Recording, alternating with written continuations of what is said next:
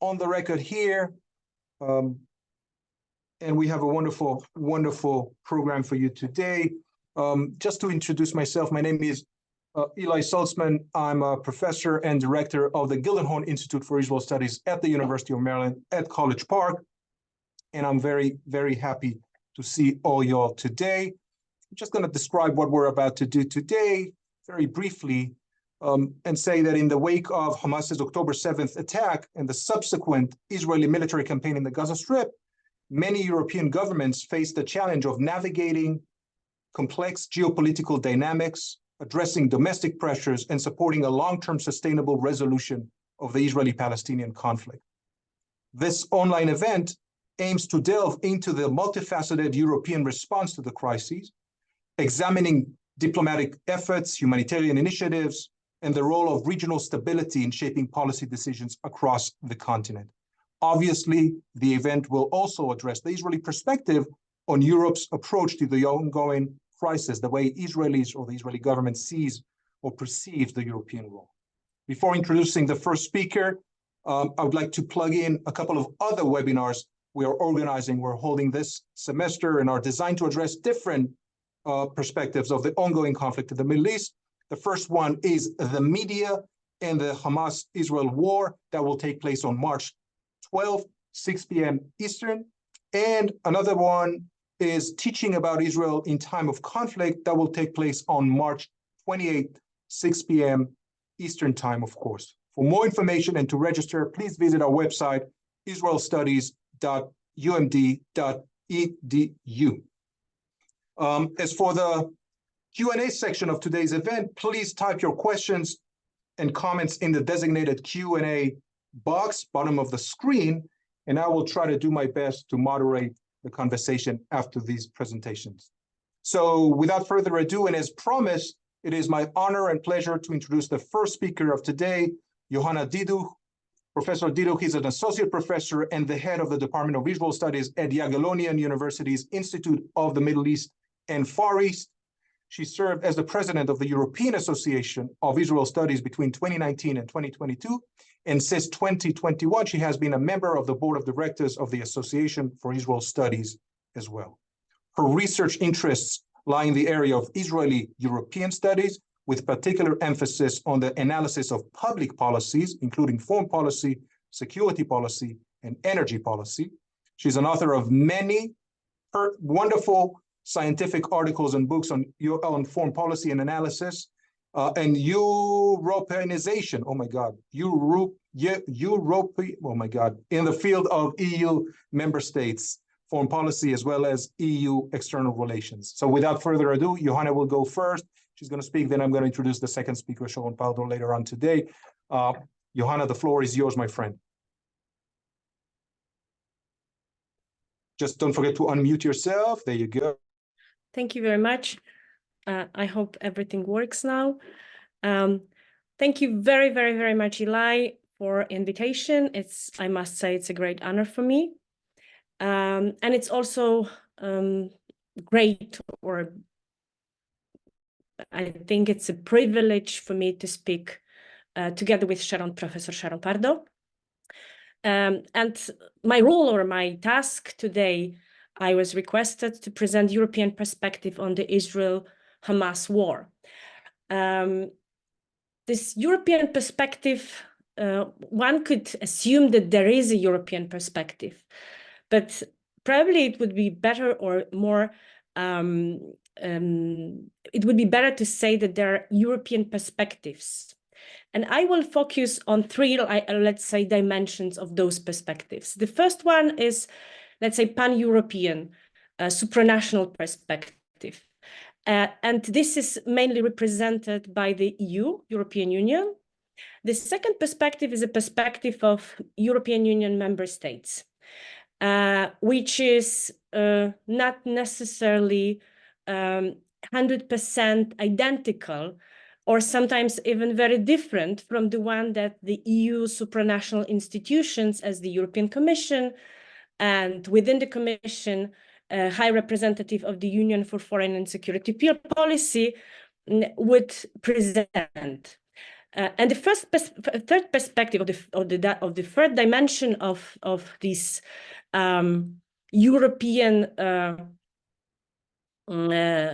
approach to what is now happening in the Middle East, in particular between Israel and Hamas, to this framing and wording I will refer in a second, is the public opinion perspective. So these are these three dimensions I would like to focus on, but most probably I will mostly try to present you to what extent the EU perspective is coherent with the member states' perspective. So I primarily will focus on the state or interstate or international, but focused on interstate relations.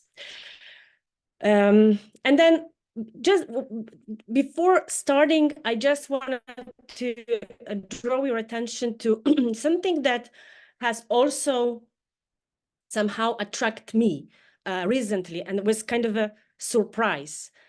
This was the narrative that is being, how the narrative is being framed, how the narrative in Europe about the war that is going on in the Middle East is being framed.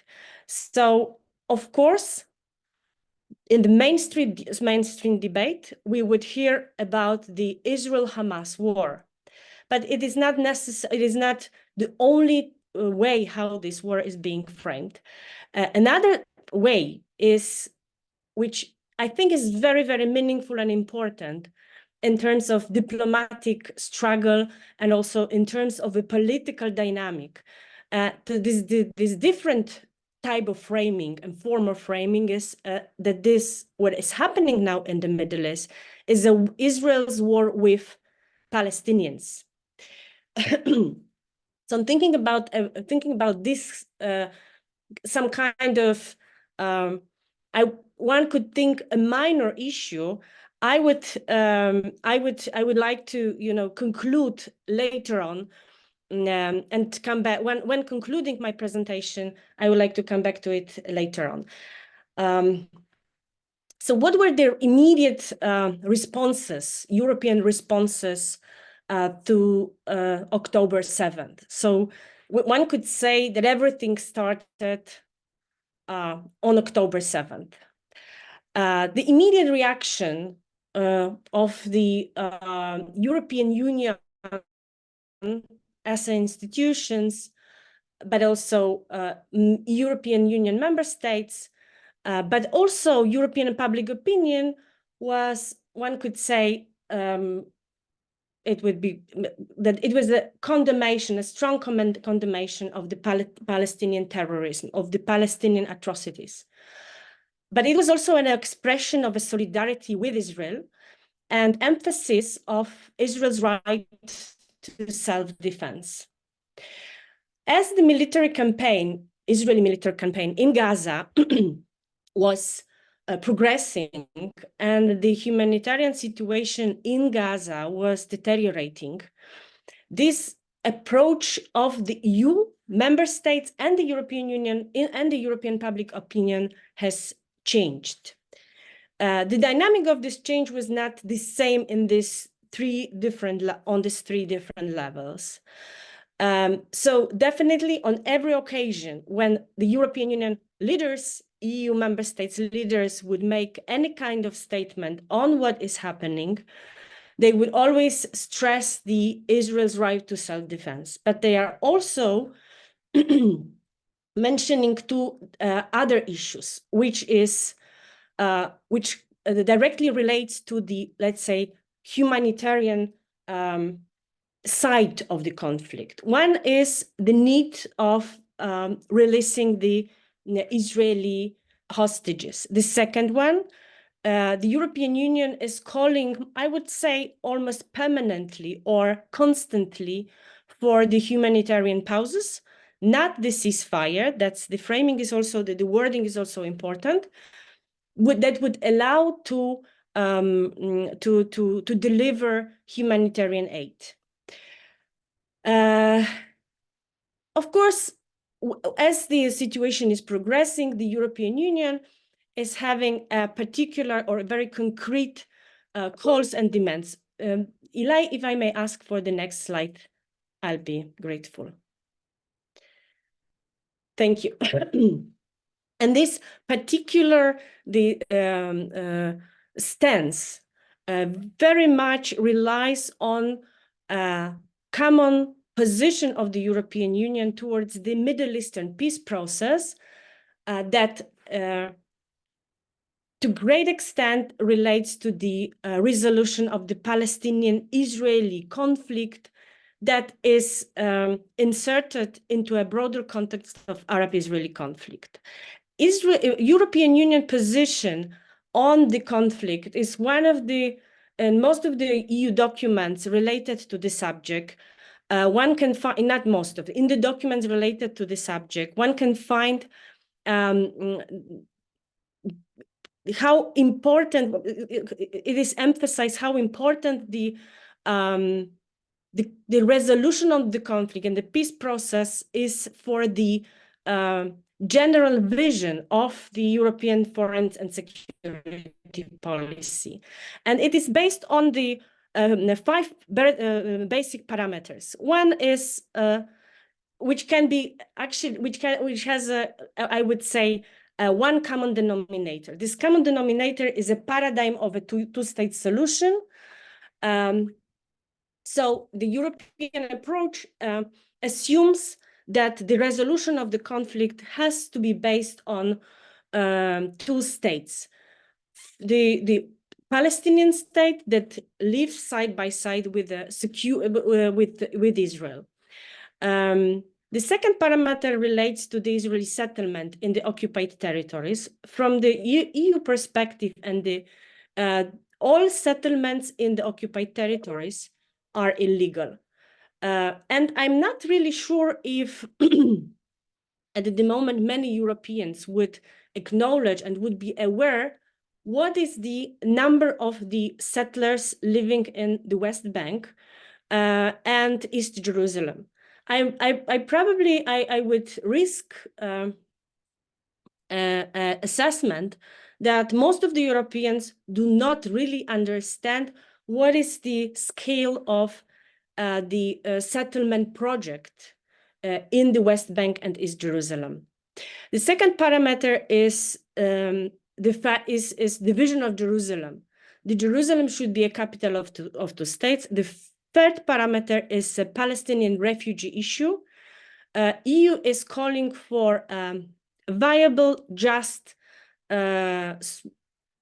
solution for the problem or the issue of Palestinian refugees.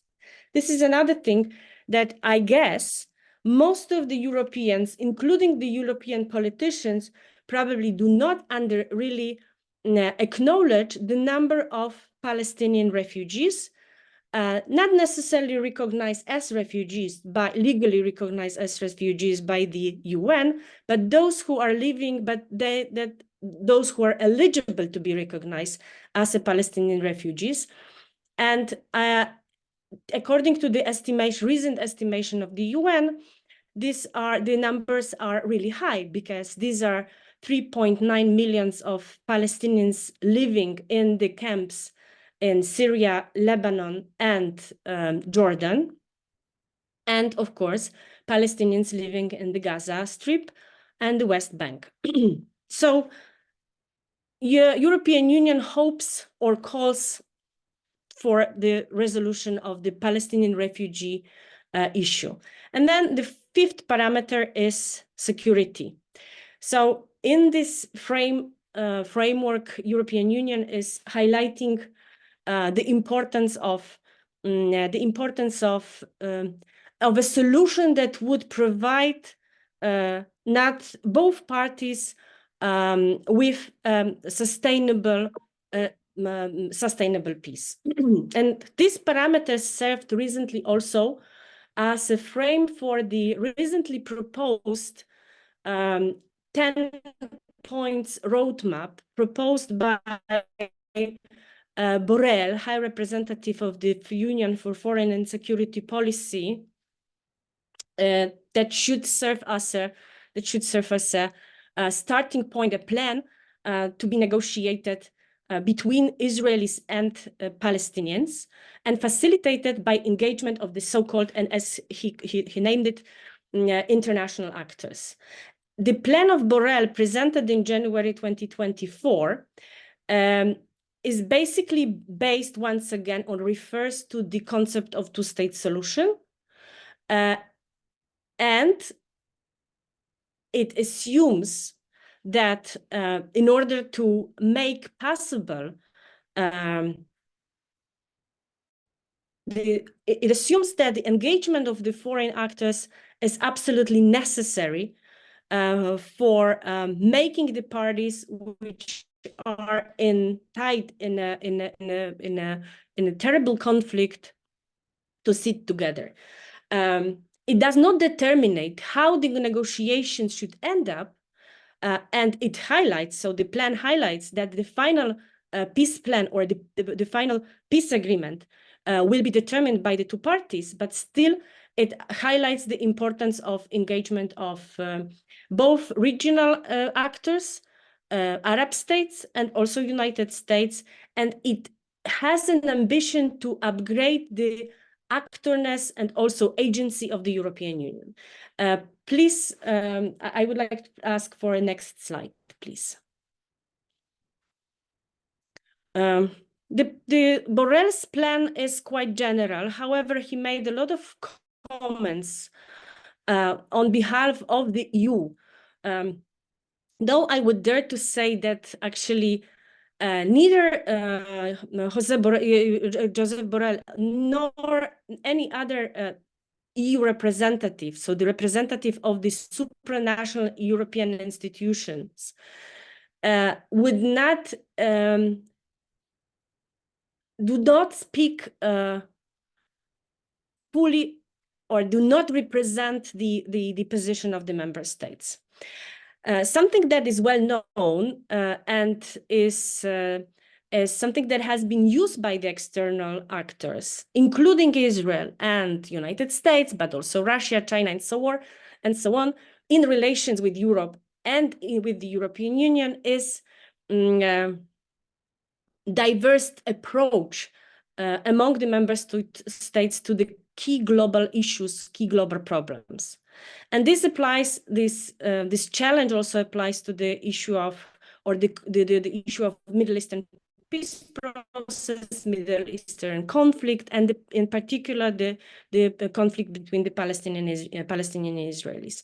And in this regard, we can even point out states, indicate states that are closer to or more sympathetic, that has warmer or colder relationship or approach to Israel or to Palestinians.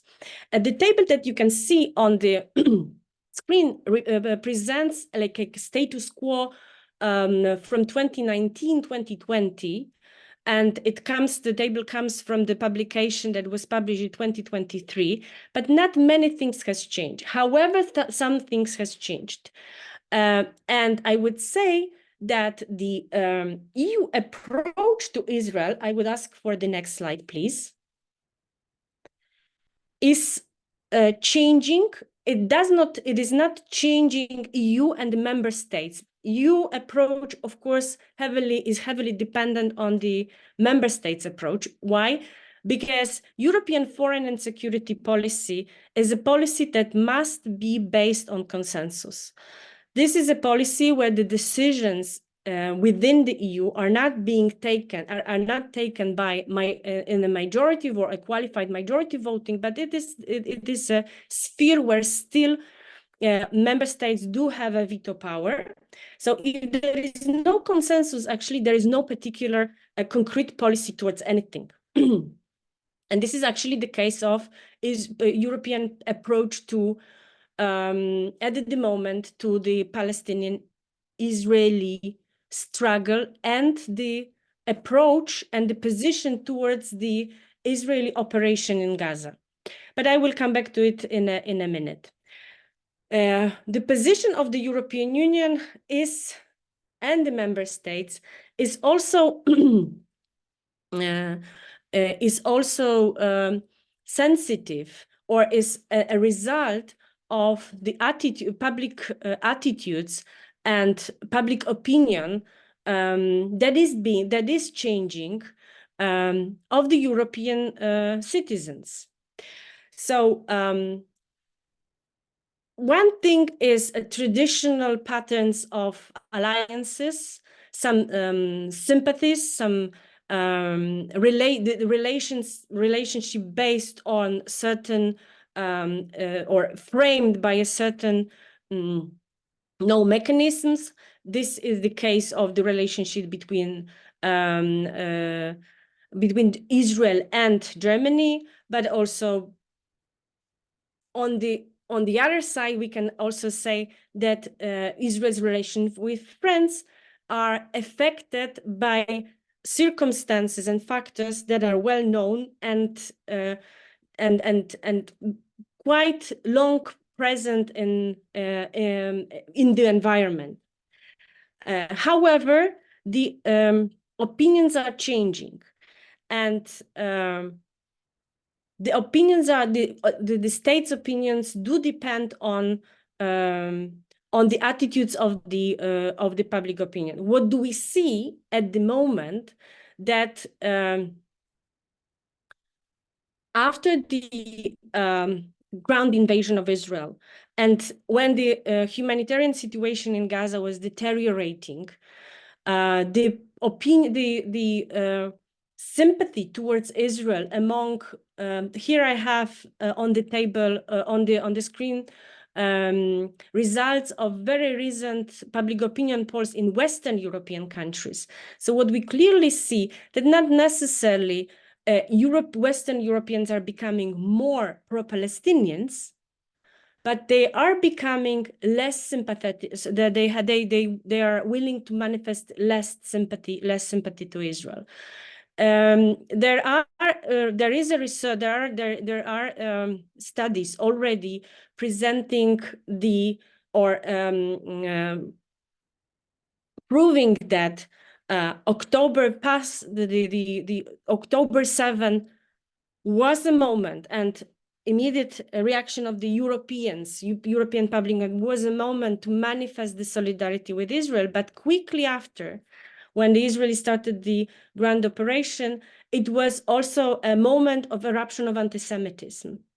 That the anti-Semitism that had to be somewhere, it was not like invented exactly in November or December, or it did not appear only then, but it showed up. On the other hand, we do see, which is probably very interesting to many commentators, to many analysts, we do see a certain mobilization of Europeans who would be willing to protest against, for instance, anti-Semitism. So the manifestation that gathered thousands of Europeans actually have proven that the European public opinion is changing. I would ask for the next slide. But one cannot forget that the European Union and the European societies are not struggling with this, let's say, normative challenge. And they are not only occupied thinking about the Israel's right to self-defense and the humanitarian crisis in Gaza, but we still need to remember that there is an issue of unstable neighborhood, which is not only southern neighborhood, but it's also eastern neighborhood. And this instability in neighborhood is forcing somehow European Union and the member states to think about updating its approach to the foreign relations, neighborhood policy, and so on, from from very normative oriented approach to more pragmatic geopolitical approach that is already being visible in the narrative and in the academic discourse. And we can find this more the geopolitical approach. This geopolitical approach, as I said, is in its essence less visionary, more informed by realpolitik, less focused on democracy promotion, but more oriented towards facing challenges like migration, or potential another migration crisis, more focused on mitigating risks, mitigating the conventional risks, not only from the southern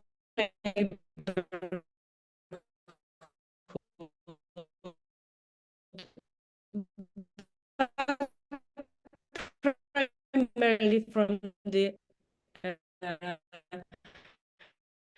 eastern neighbor. Invasion on Ukraine of this war is not a lot of optimism recently. Can we move to the last slide? So there was a time, I would say, past months, just to remind our listeners, I'm sure that we all know that, but we are just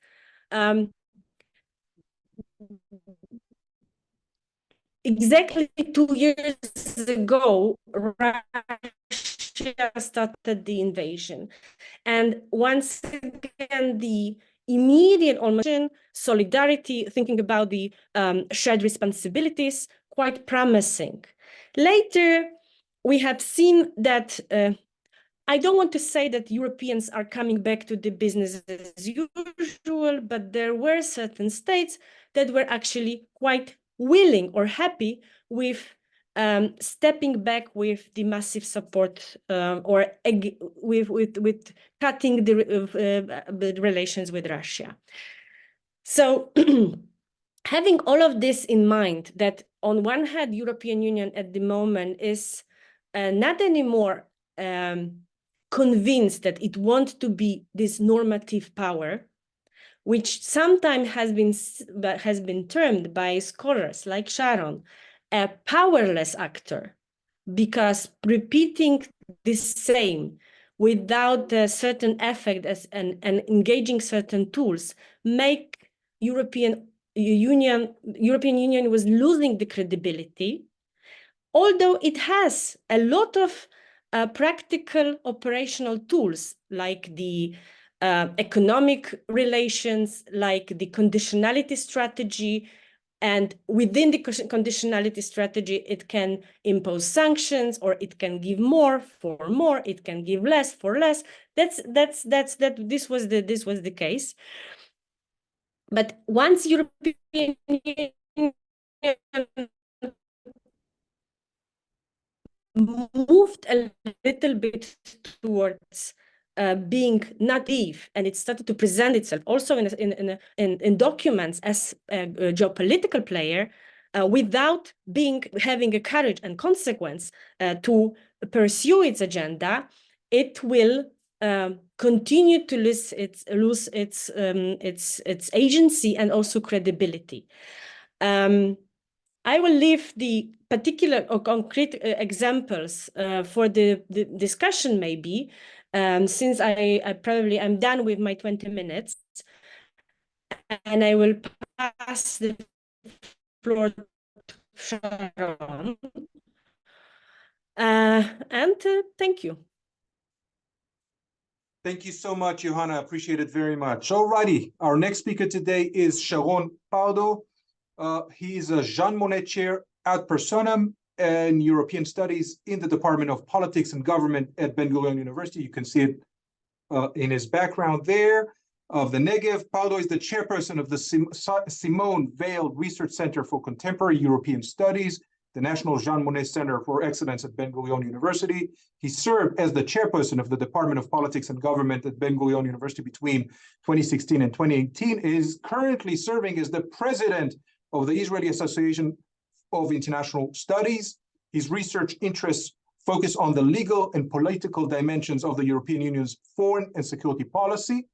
Professor Pardo has published widely on these issues, and he teaches courses on the European integration process, diplomacy, and public international law. Go ahead, Sharon. The floor is Well, yours, my thank friend. you. Thank you very much, Eli, and thank you also, Avis, for organizing the event.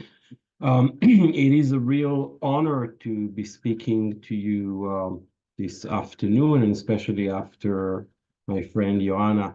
One minor correction, Eli, I'm no longer the chairperson of the Simon Weil Center, European Center at BGU, but I was there for quite a while. While I do share some of Joanna's analysis, I think I might be a little bit more optimistic about the current situation. Because I would argue that what we are facing now following the October 7th massacre is almost an earthquake in European Union's foreign policy towards the Middle East, and especially towards Israel. I've noticed that one of our listeners in this webinar is my partner in crime, Professor Joel Peters. In mid-2000, he coined the term, or the famous sentence following the Venice Declaration. Joel argued that the relationship between Israel and the European Union, then the European community, reached the lowest point ever.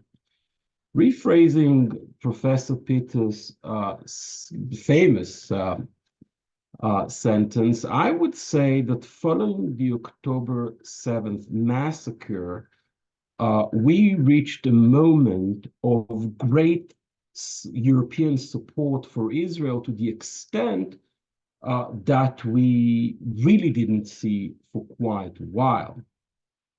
I would also say and argue that the Israel-Hamas war has actually re-energized Europe. Again, to the extent that we didn't see in the Middle East for quite a while. And of all the global shifts and developments, the European one may be probably one of the most dramatic. From a disunited entity, and I would even dare saying almost a sinking global player, following the Russian war in Ukraine and the Israel-Hamas war, Europe has emerged, to my mind, as a forceful, as a somewhat forceful player. Just how dramatic the shift in European foreign and security policy is, I think what we see now in the Middle East and what we saw since October 7th is almost unheard of. The last time that we saw such a European involvement in the Middle East was probably 1956, following or during the Suez War, and to some extent also during the first Gulf War. But right now we see European forces in the Red Sea. We see European forces in the Mediterranean Sea. And only 3 days ago, Europe launched its own mission, in the Red Sea to counter the Houthi rebel attacks against international ships. Now, remember that in the past, the first issue that was discussed by the Council of Foreign Ministers was the Middle East. And this monthly meeting that started in the early 70s always had one topic on the agenda, which is still the same topic on its agenda, and this is the Middle East. And in order to play a global role, in order to increase its actorness, the EU actually thought it should play a role and engage in the Arab-Israeli conflict. And since the early 70s, Europe is there. And the so-called Arab-Israeli conflict has been, I would argue, at the center of European and security foreign policy for decades. Now, if one wants to understand European foreign policy, one really needs to understand Europe's foreign policy towards the Middle East. Now, in a way, one can argue that the so-called Arab-Israeli conflict has been at the center of European foreign and security policy for decades. And since the October 7th massacre, again, Europe is emphasizing or trying to emphasize its potential role in the current conflict. Now, of course, there were different interests, as Joanna mentioned. Immigration is definitely one big consideration. We shouldn't forget energy, gas and oil, and of course, trade with the Arab countries. Now, Joanna showed to you the slide of the division of the three camps that we have in the European Union since basically 1967. But remember that during the 70s, and especially since or after 1973, we had these three camps: the neutral camp, which was led by Belgium, Luxembourg, Ireland, and then also the UK, which was probably more to the pro-Arab camp, but was at least officially on the neutral side. Then we had, of course, the pro-Arab camp, which was led by France and with the participation of Italy. And as I said, the UK was probably a full member of that camp. And then we had the pro-Israel camp, which was led by the Netherlands, Denmark, and at that time West Germany, that wanted to be on the neutral side, but was probably far more on the pro-Israel side. Now, I would argue that what we see since October 7th is a serious shift towards Israel, something that we didn't see for actually quite a while, probably since the mid-70s until the October 7th massacre. Then, of course, we had the enlargement of the European Union that added a new camp to these traditional ones, the newly integrated countries from Central and Eastern Europe, the Visegrad countries, which are obviously which you saw on Joanna's slide, and obviously Hungary, Czechia, Poland, and then we have the Eastern Mediterranean bloc of countries, Greece and Cyprus, and the Craiova bloc with Bulgaria and Romania. Now, I'm actually quite optimistic when it comes to EU-Israeli relations since the October 7th massacre. And I absolutely agree with Joanna that there's a clear division between the European public opinion, which is far less sympathetic nowadays towards Israel. But I see a major shift at the European leadership level and also at the member states level. First of all, we still see a very friendly and supportive European Commission, the executive arm, the government of the European Union towards Israel, with probably one major exception of the High Representative for Foreign Relations, Mr. Joseph Borrell, who's clearly not a big fan of the Israeli government. Most of the leadership of the European Commission is probably, I would argue that this commission is probably the friendliest commission I remember for so many years, with Ursula von der Leyen, the president of the European Union, of the European Commission, that visited Israel twice, following the October 7th massacre, once on her own, and then for a second visit together with the president of the European Parliament, Roberta Metsola. And then we had the visit of High Representative Borrell. So I would argue that the current European Commission is probably the friendliest European Commission Israel ever was faced with.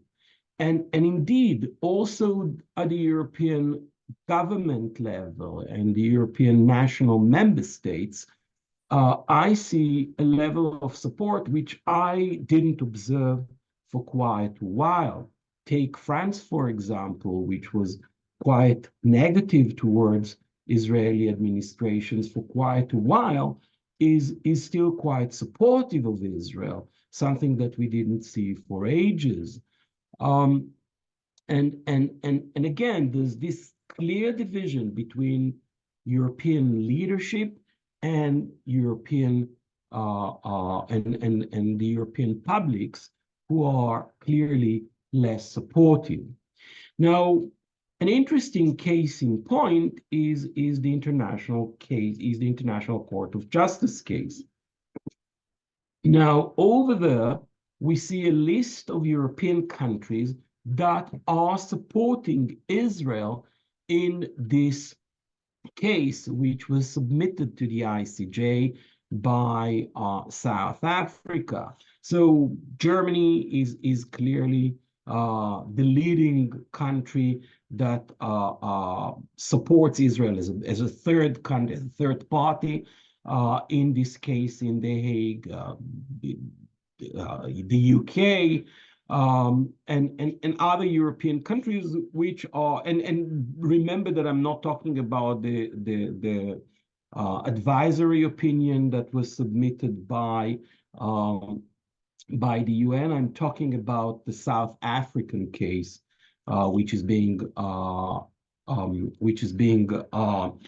nowadays at the ICJ. So over there, I expected far less support for Israel from European government, and I'm actually quite pleasantly surprised of this support. Now, I've mentioned the new force that was established only 3 days ago in the Red Sea, something that I couldn't even imagine that will happen. And remember that this force is basically the result of the US-led Red Sea mission against the Houthi rebels.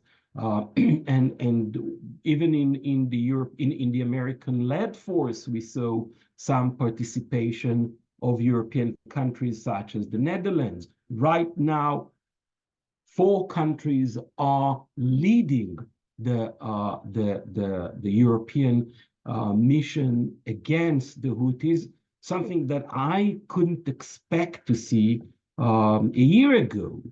Now, there's also the issue of sanctions, which was mentioned earlier. Remember that Europe, the issue of sanctions against violent Israeli settlers was discussed by the EU for many years, and the European Union and European member states never really dared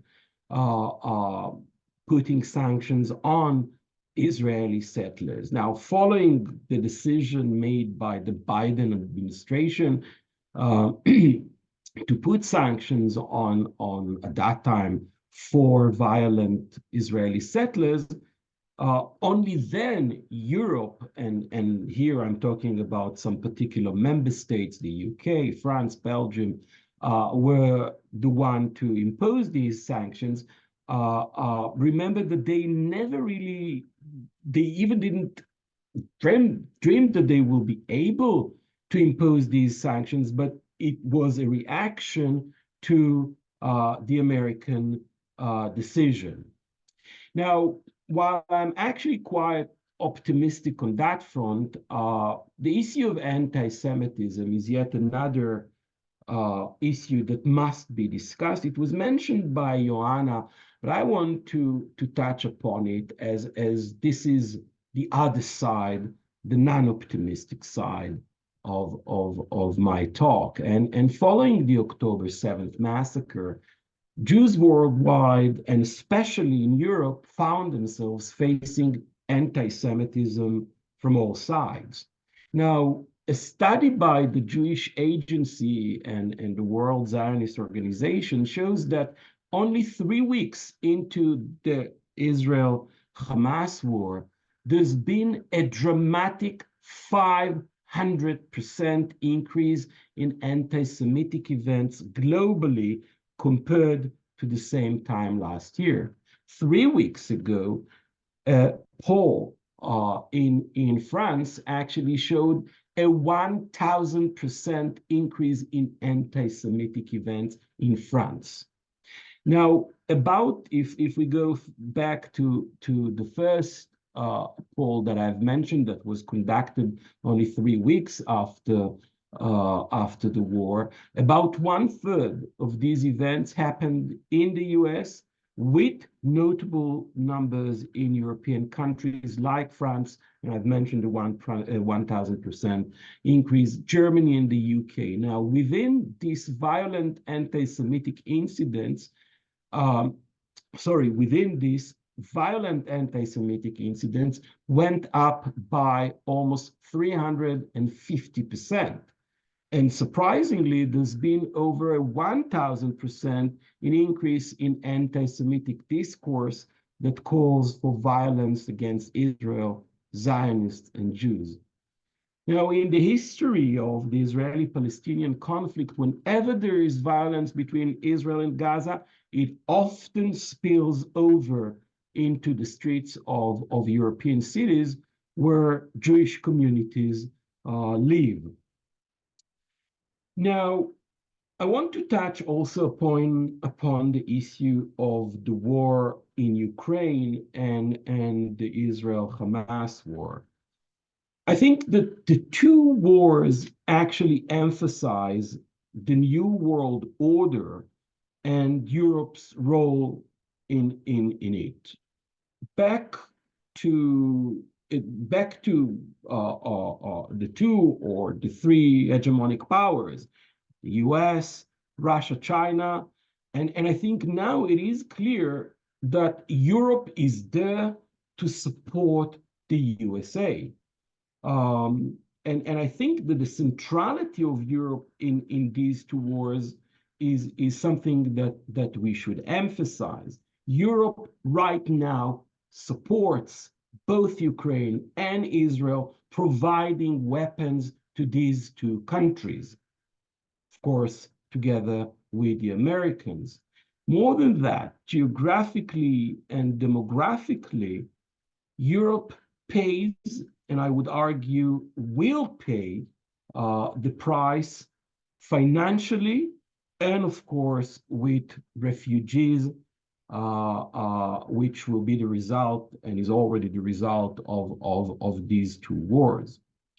There's another issue that one should mention when we discuss Europe and the current war, and this has to do with NATO, Alliance for the Protection of the Euro-Atlantic interests.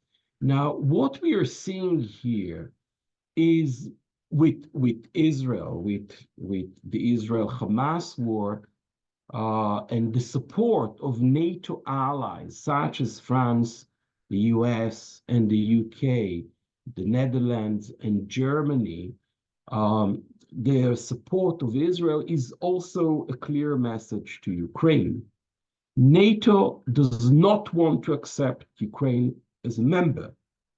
So what NATO is doing, NATO is presenting for Ukraine a model which we can call the Israeli model, how Ukraine can actually enjoy NATO's protection without membership. Maybe this also goes for the EU, but this is a different discussion. What we've seen is an Israeli model in which is also, to my mind, destined for Ukraine. So NATO will protect it with advanced weapons and defense rings around Ukraine, exactly as happened in the first 3 months of the war, of the Israel war against Hamas. But no boots on the ground and no full membership. So we see a new Israeli model, which might be a model that eventually will be offered for Ukraine.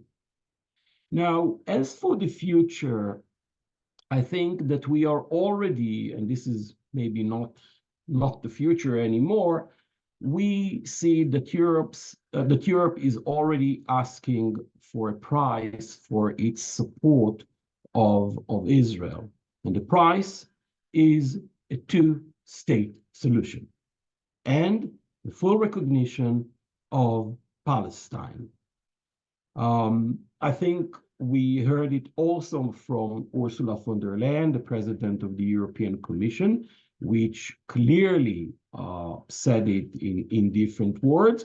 And when it comes to High Representative Borrell, he clearly said, we've neglected this conflict, the Arab-Israeli conflict, for too long, and it's time for us to be back. Hence, again, I think that this new Israeli model that we see is an interesting model that we should follow.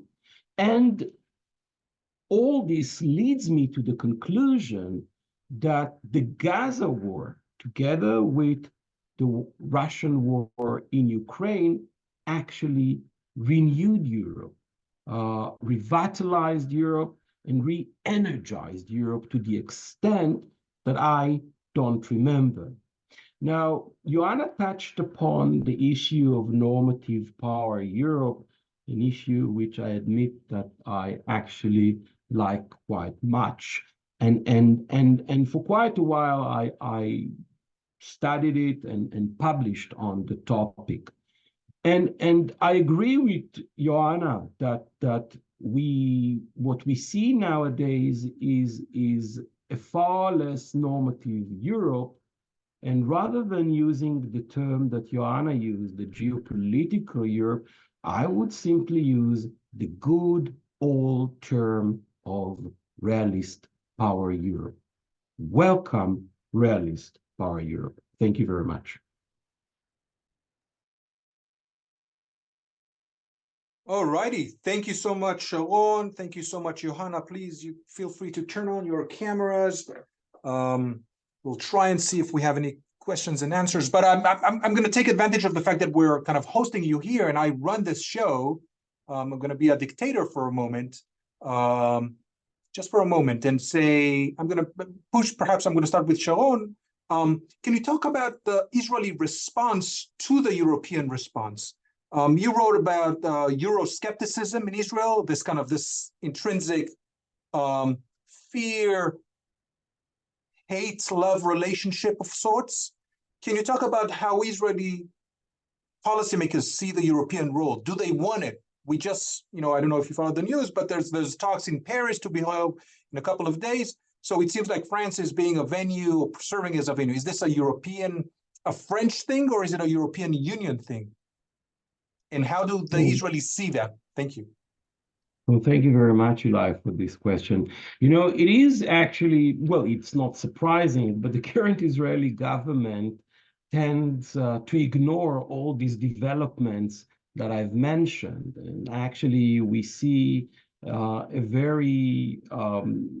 government which is not very friendly these days towards the European Union and does not really appreciate the changes that I've mentioned in European foreign politics. Now, not at the supranational level, at least, and over there again, as Joanna mentioned, that Israel is using this divide and rule techniques. Israel is doing it for quite a while. But I actually tend to see a government that does not understand this shift in European foreign policy towards Israel, or is not as appreciative as I would expect it to be. That's on the supranational level. On the national level, obviously, there's a strong well, the relations are quite strong with some of the member states, definitely the Visegrad countries, Hungary, Czechia, Austria. One should mention Austria. It was also mentioned in Joanna's slide. The relationship with Austria is also at the level that we didn't see for quite a while. So I see a far less supportive or appreciative government. And it is interesting that you are mentioning France, because France always saw the European Union and European foreign policy as an instrument to strengthen its own foreign policy. France, from the late 60s and definitely in the 70s, wanted to be the third power following the two hegemons at the time, the US and the USSR. And clearly, same story in a way, one could argue. We see very active French foreign policy basically from day one, from October 7th onwards. So again, we see this division. We see how member states are using European foreign policy for their own interests. However, again, I think that we see a far more united Europe than it used to be before October 7th.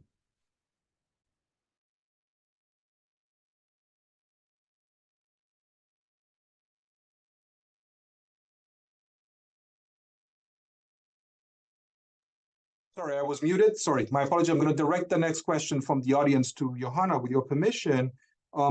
There was some talk about the rise of anti-Semitism across Europe. And one of the members of the audience asked whether you can differentiate between anti-Semitism per se and anti-Israelism on the other hand. Are the two the same? Is there a nuanced conversation about that in Europe, in your opinion? Yeah, of course. Thank you very much for this question. I think it's a very, very important question, and for two reasons. The first reason is that in Europe, and it's not only when we think about politics at the European level or the national level, anti-Semitism is unacceptable. So accusation of anti-Semitism is like a massive weapon. So this can really mean something that can be it's a troublemaker. To be accused to be an anti-Semite, a politician, a party or whatever, is something that is unacceptable in the mainstream European discussion. At the same time, we have this critique that sometimes is being termed by the Israeli officials, diplomats or Israeli ministers or even prime minister, when criticizing Israel, Europeans are being accused for being anti-Semite. So the distinguish is, I mean, to make this kind of a distinguish is important. But actually, I would say that we do not have tools and we do not have instruments to manage this challenge properly. On the other hand, this is true. We have indications based on research, on advanced studies, that the level of anti-Semitism, not anti-Israeli attitudes that has been provoked or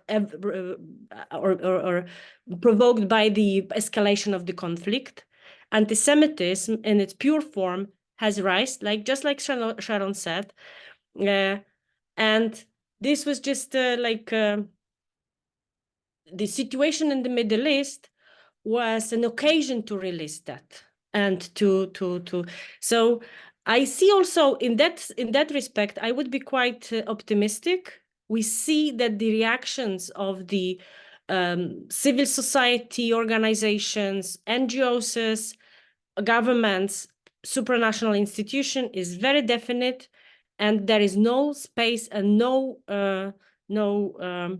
tolerance for anti-Semitism. However, it is a fact, so we cannot deny that. Eli, maybe with your permission, I will add something to what Joanna just said. And in May 2016, 31 member states of the International Holocaust Remembrance Alliance, the so-called IRA, adopted a non-legally binding working definition of anti-Semitism, which is currently the most acceptable and recognized definition of anti-Semitism, and the EU and its member states actually accept it. Now, according to this definition, and this will answer the question as well, and here I'm reading the definition: anti-Semitism is a certain perception of Jews which may be expressed as hatred toward Jews, rhetorical and physical manifestations of anti-Semitism are directed toward Jewish or non-Jewish individuals and or their property, toward Jewish community, institution, and religious facilities. So while this is indeed a very weak definition, it is clear where the border, where the line is between anti-Israel and feelings and anti-Semitism. And remember that this is the best that the international community could agree on, and this is the definition that we have. So if we were asked about anti-Israel feelings, anti-Israel criticism, the 27, most of the member states, including the US, adopted this IRA definition, so we know exactly what anti-Semitism is. Thanks. And I think that Johanna wanted to follow up on that very shortly because we have another question. Very shortly. And we see some kind of an interesting feedback or from the, once again, civil society, but a very specific part of the civil society, which is in academia. Just recently, we had an accusation of a really excellent, known, established scholar, Derek Pensler, of being an anti-Semite. And then the reaction that has been actually initiated and fueled by European, American, but also Israeli scholars in defense of not only Pensler himself and his work, but a certain standards was quite massive. So I think it's also worth mentioning. This is a good point. Alrighty, from our Baha'i chair, our esteemed friend Hoda Mahmoudi, who's asking, how do you see the two-state solution as an idea, as a policy idea, if you wish? And I would kind of, if I may, add to that, in terms of the feasibility and the popularity, both from the Israeli perspective, because the general public in Israel has been rather skeptical, not to say negative, about that possibility. About 70% in one poll that I saw from late December by the INSS and then IDI, the Israel Democracy Institute.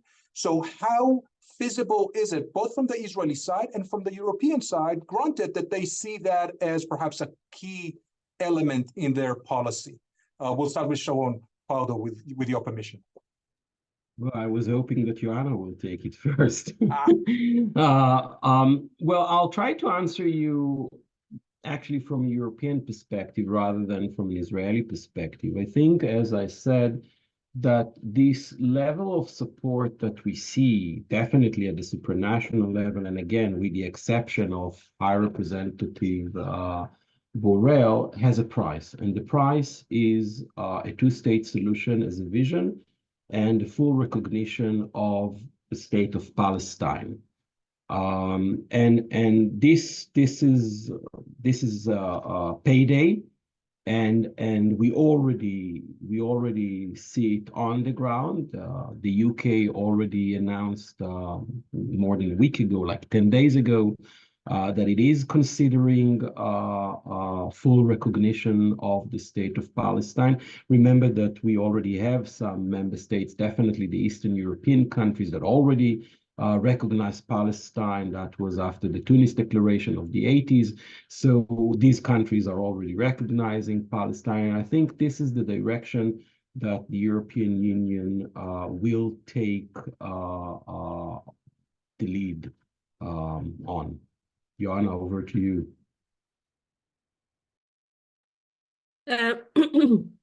So there is a reflection within the EU how, if in practical terms even, the two-state solution should be implemented.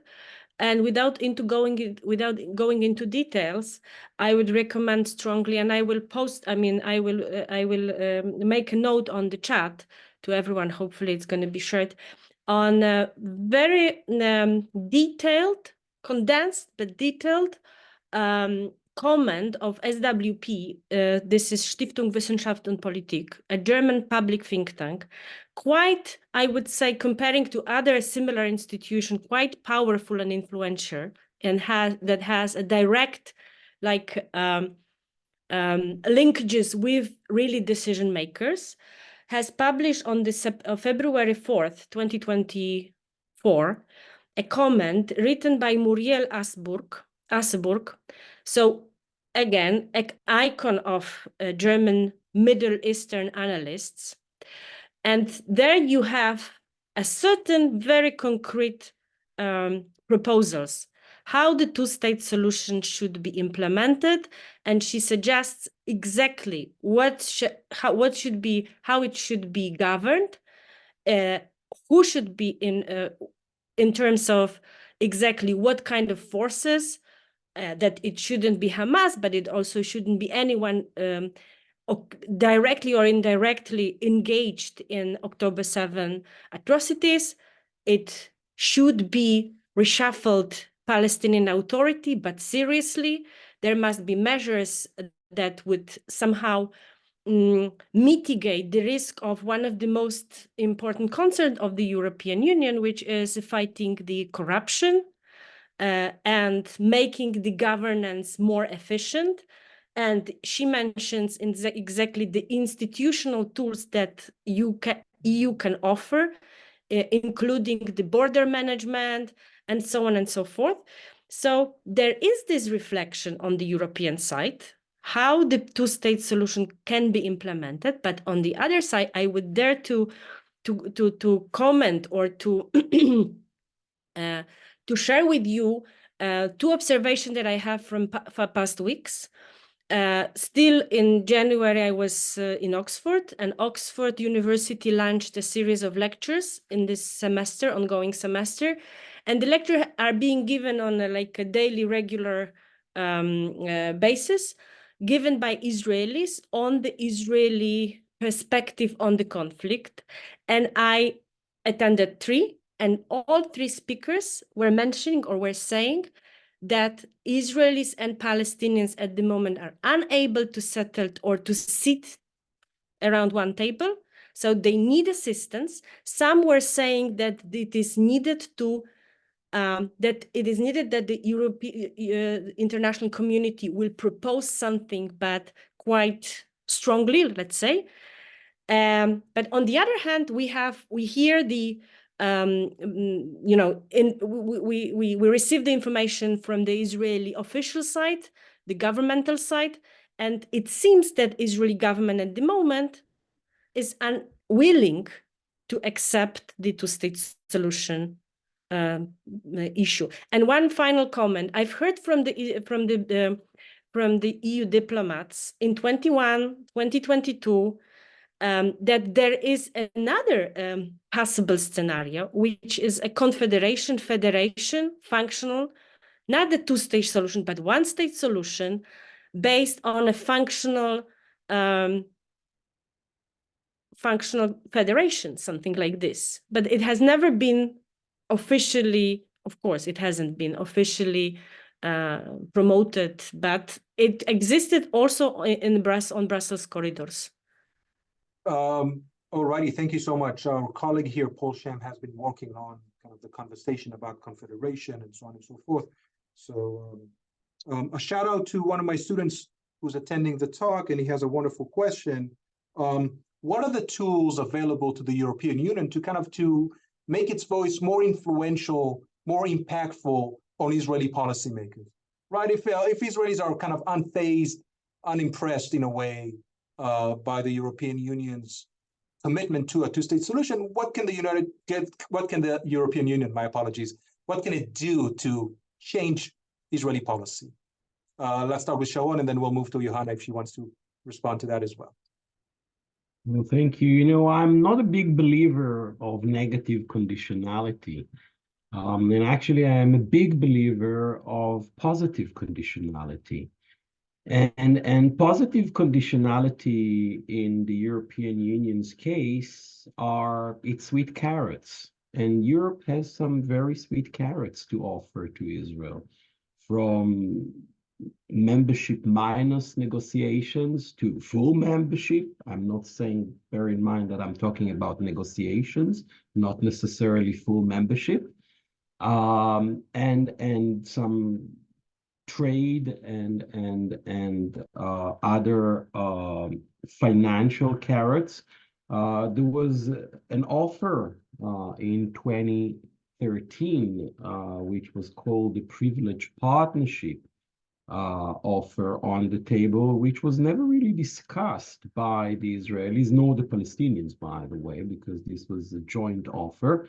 And Israel never really, or the two sides actually never really put some content or beefed it up. Now, I've mentioned the Israeli model earlier, which is being developed definitely when it comes to discussions on NATO, etc.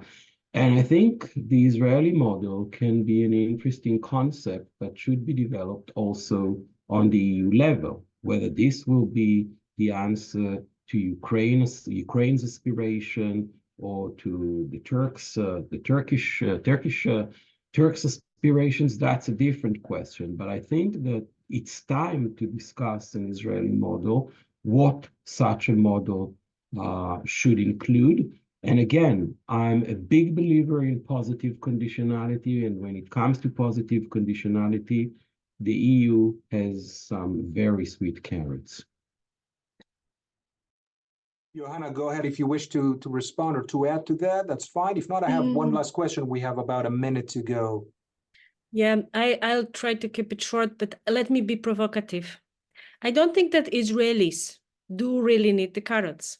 Maybe I over-exaggerate, but what I see that we haven't touched upon is also the fact that many Israelis are Europeans already, so they can enjoy the benefits.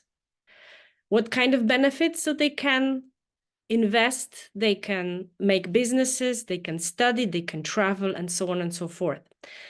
Another thing that is somehow echoing in the literature and in the analysis is the fact that Israel is becoming less European, less Europe-oriented, and more Middle Eastern. And it's not about like mentality, or it's about like a policy, foreign policy, strategic orientation.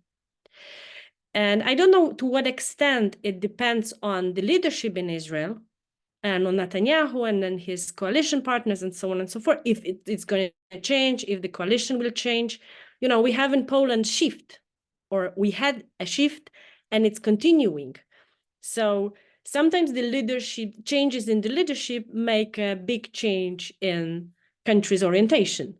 So I also agree completely that with this bad conditionality, or the negative conditionality, did not work at all, and it really doesn't work, especially with partners like Israel. But what else you really can offer? Fair enough. Alrighty. So last but not least, the last question from the audience, and it is very interesting to me particularly. How do you see the role of the internet and social media in the way that it shapes public opinion across Europe? I know that, I don't know if you do social media. I don't. I think it's very toxic in a number of ways. But if you can talk about that as a way of kind of addressing perhaps this fluctuation in public opinion polls across Europe, that would be nice. And again, we have 1 minute or so. So very briefly, if you don't mind. Joanna, you first, me first? Yeah, I'll do it very quickly. If I may start with not Europe, but Turkey. I was participating in Lublin today in a talk on the diplomacy in the shade of war. And my co-panelist was a specialist on Turkey, a really excellent scholar. And she said that Turks are so much exposed to the media information from Gaza that they cannot hide. So simply, another thing came to my mind. So they cannot really escape. So their perception, their opinion is very, very much dependent on what they see. And I think that this is the case of many other countries.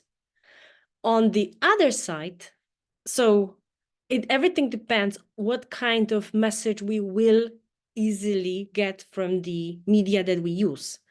But I also heard from these lecturers in Oxford, but also from my Israeli colleagues, that they are not necessarily exposed too much or almost none to what happens in Gaza.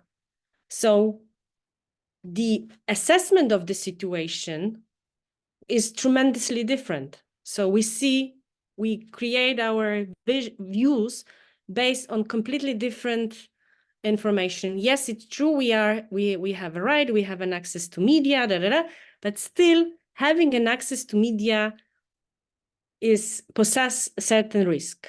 We don't, especially the social media like X, I mean the old Twitter, and other types of social media.